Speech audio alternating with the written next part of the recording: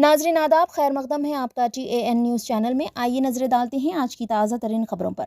दोनों तेलुगु रियासतों तेलंगाना और आंध्र प्रदेश में इंतखाबी मुहिम हफ्ते की शाम इख्तिताम को पहुंची। तेलंगाना के 17 और आंध्र प्रदेश के 25 पार्लिमानी हलकों में इस महीने की 13 तारीख को पोलिंग होगी। तेलंगाना के चीफ मिनिस्टर रेवंत रेड्डी ने हैदराबाद सेंट्रल यूनिवर्सिटी के तलबा के साथ फुटबॉल खेला। चीफ मिनिस्टर कुछ दिनों से रियासत में इंतखाबी मुहिम में काफ़ी ज़्यादा मसरूफ़ थे। इतवार की सुबह वो हैदराबाद सेंट्रल यूनिवर्सिटी पहुंचे, जहां उन्होंने तलबा के साथ फुटबॉल खेला। ईरान ने न्यूक्लियर बम की तैयारी के हवाले से अहम ऐलान कर दिया है। ईरान के सुप्रीम लीडर अली खामानाई के मुशीर कमाल क़राज़ी ने कहा है कि अगर ज़रूरत पड़ी तो उनका मुल्क अपनी न्यूक्लियर पॉलिसी को तब्दील करने से पीछे नहीं हटेगा। CEO तेलंगाना विकास राज ने तमाम ROs DEOs के साथ एक वीडियो कॉन्फ्रेंस का इनेकाद किया। पोलिंग से पहले आखिरी 72 घंटों के दौरान इलेक्शन कमीशन की जानिब से पोल्स और इन्फोर्समेंट मिशनरी को वोटर्स को मुतासर करने, पार्टियों की जानिब से दी जाने वाली हर किस्म की तरगीबात पर कड़ी नज़र रखने का पाबंद किया गया। उन्होंने कहा कि आखिरी 48 घंटों के दौरान DEOs, CPs, SPs के अलावा मुबसरीन को रात में निगरानी और दौरों में इजाफा करना होगा। पसमानदा इलाकों जैसे कच्ची बस्तियाँ और शादी खानों जहाँ से रकम, शराब, मुफ्त तहाइफ और मनशियात की तकसीम मुमकिन है, पर कड़ी नज़र रखी जानी चाहिए। उन्होंने कहा कि स्टैंडर्ड ऑपरेटिंग प्रोसीजर के मुताबिक इन आखिरी घंटों के दौरान फ्लाइंग स्क्वाड्स और स्टेटिंग सर्विलेंस टीमें और वो लोग जो बैनुल अज़ला और बैन रियासती मकामात पर तैनात हैं, उनको मुकम्मल चौकस रहने को कहा गया है। तो वहाँ आधा तो इंग्लिश ही था मेरा। आउट ऑफ दिस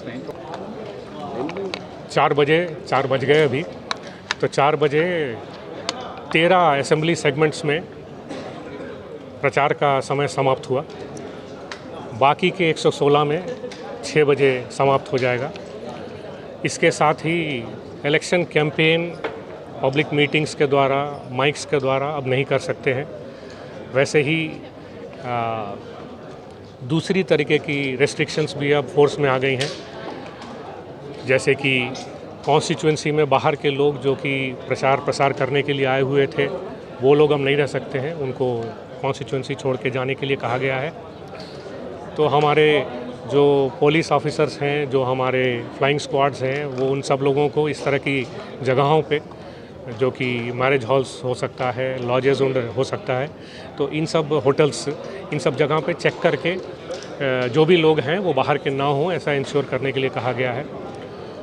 तो आज से परसों सुबह 7 बजे तक जबकि पोलिंग स्टार्ट होगा, ये इस पे हमारी नज़र रहेगी।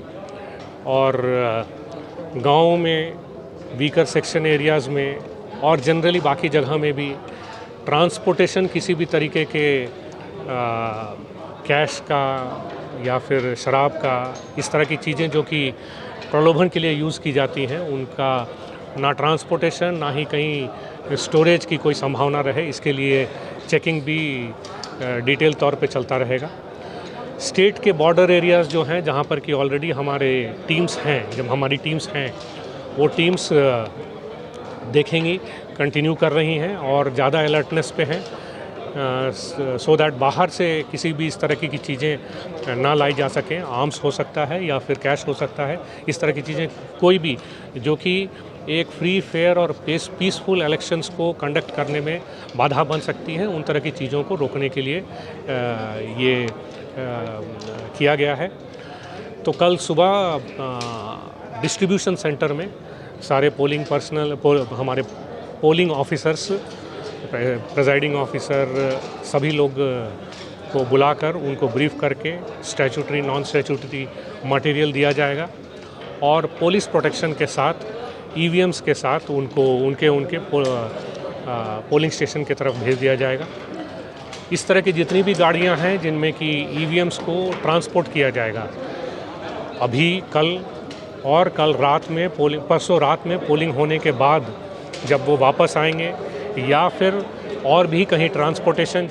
दोनों तेलुगु रियासतों तेलंगाना और आंध्र प्रदेश में इंतखाबी मुहिम हफ्ते की शाम इख्तिताम को पहुंची। तेलंगाना के 17 और आंध्र प्रदेश के 25 पार्लिमानी हलकों में इस महीने की 13 तारीख को पोलिंग होगी। इंतहाई हसास समझे जाने वाले आंध्र प्रदेश के अराको, रंपचोडवरम और पाडेरू में 4 बजे तक और पालाकुंडा, कोरुपाम, सालवर में 5 बजे इंतखाबी मुहिम खत्म हुई, जबकि आंध्र प्रदेश के माबाकी 169 असेंबली हलकों में शाम 6 बजे तक सियासी जमातों की जानिब से इंतखाबी मुहिम चलाई गई। तेलंगाना के 106 असेंबली सेगमेंट के तहत वक्त शाम 6 बजे इंतखाबी मुहिम का अख्ताम अमल में आया। दोनों तेलुगु रियासतों में अब सियासी जमातों के माइक्स बंद हो गए। इंतखाबी मुहिम के अख्ताम के साथ ही सियासी गहमा गहमी खत्म हो गई और अब दहिंदगान के लिए ये सोचने का वक्त है कि वो किस पार्टी के उम्मीदवारों को मुंतखब करेंगे। वोटर्स 13 मई को उम्मीदवारों की किस्मत का फैसला इलेक्ट्रॉनिक वोटिंग मशीनों में महफूज कर देंगे। तेलंगाना के चीफ मिनिस्टर रेवंत रेड्डी ने हैदराबाद सेंट्रल यूनिवर्सिटी के तलबा के साथ फुटबॉल खेला। चीफ मिनिस्टर कुछ दिनों से रियासत में इंतखाबी मुहिम में काफ़ी ज़्यादा मसरूफ़ थे। इतवार की सुबह वो हैदराबाद सेंट्रल यूनिवर्सिटी पहुंचे, जहां उन्होंने तलबा के साथ फुटबॉल खेला। रेवंत रेड्डी के साथ MLC Balmoori Venkat, MP Anil Kumar Yadav, SCU NSUI unit SCU के तलबा ने भी फुटबॉल खेला। चीफ मिनिस्टर के मुशीर नरेंद्र रेड्डी, फूड कॉरपोरेशन के चेयरमैन MA फ़हीम, KCAT के CEO वेणुगोपाल रेड्डी और दीगर भी इस मौके पर मौजूद थे। वज़ीर आला के फुटबॉल खेलने की वीडियो सोशल मीडिया के मुख्तलिफ प्लेटफॉर्म्स पर तेज़ी के साथ वायरल हो गई। बताया गया है कि खेल के दौरान चीफ मिनिस्टर रेवंत रेड्डी का जूता फट गया, जिस पर उन्होंने जूते के बगैर ही अपने खेल को जारी रखा। ईरान ने न्यूक्लियर बम की तैयारी के हवाले से अहम ऐलान कर दिया है। ईरान के सुप्रीम लीडर अली खामेनेई के मुशीर कमाल क़राज़ी ने कहा है कि अगर ज़रूरत पड़ी तो उनका मुल्क अपनी न्यूक्लियर पॉलिसी को तब्दील करने से पीछे नहीं हटेगा। अभी तक न्यूक्लियर बम बनाने का कोई फैसला नहीं हुआ है, लेकिन अगर ईरान के वजूद को खतरा लाहक हुआ तो हमारी फौजी पॉलिसी को बदलना होगा। उन्होंने खबरदार किया कि अगर इसराइल ने हमारी न्यूक्लियर तनसीबात पर हमला किया तो हमारा जवाब सख्त होगा। काबिल ज़िक्र है कि ये बयान एक ऐसे वक्त में सामने आया है जब ईरान और इसराइल के दरमियान मुहाज़ आराई की फ़िज़ा शदीद तर होती जा रही है। इसकी वजह शाम में ईरानी सफारतखाने पर हालिया इसराइली बमबारी है। इसके नतीजे में तेहरान ने तल अबीब पर सैकड़ों ड्रोन और मिसाइल दागे। IAEA की जानिब से ईरान को उसके न्यूक्लियर प्रोग्राम से दूर करने की कोशिशों के ज़्यादा नताइज बरामद नहीं हुए। इस तंजीम के सरबराह राफेल ग्रोसी ने ईरान से शदीद नाराज़गी का इज़हार किया और कहा कि ईरान मुज़ाकरात में बिल्कुल ताउन नहीं कर रहा।